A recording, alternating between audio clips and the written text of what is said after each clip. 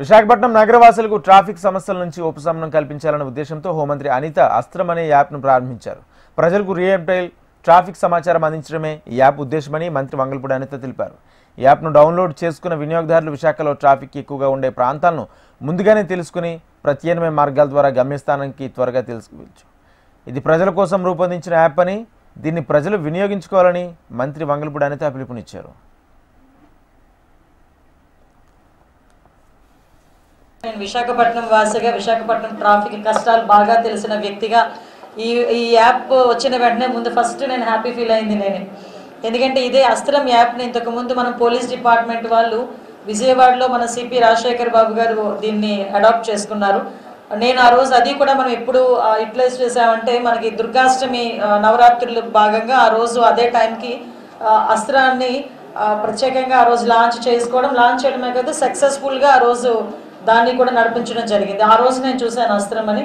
ఆ రోజు నేను మన సిపి గారికి కూడా మాట్లాడాం, సార్ ఒకసారి ట్రాఫిక్ సంబంధించి ఒకసారి కనుక్కోండి అంటే ఇట్స్ ఎ వెరీ అంటే ఒక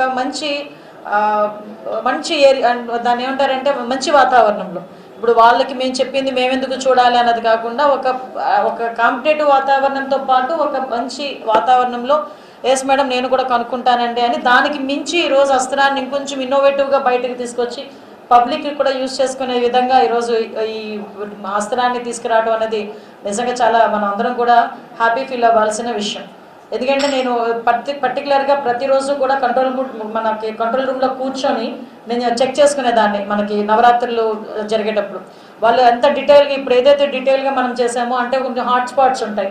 ఆ హాట్ స్పాట్స్లో ఏ టైంలో ఎంతమంది ట్రాఫిక్ జామ్ అవుతుంది, ఎంత టైం మూవ్మెంట్కి ఎంత టైం పడుతుంది, ఎవ్రీథింగ్ అక్కడ నుంచి ట్రాఫిక్ పోలీస్కి డైరెక్ట్గా కంట్రోల్ బోర్డ్ నుంచి ఇన్ఫర్మేషన్ వాళ్ళకి వెళ్ళటం.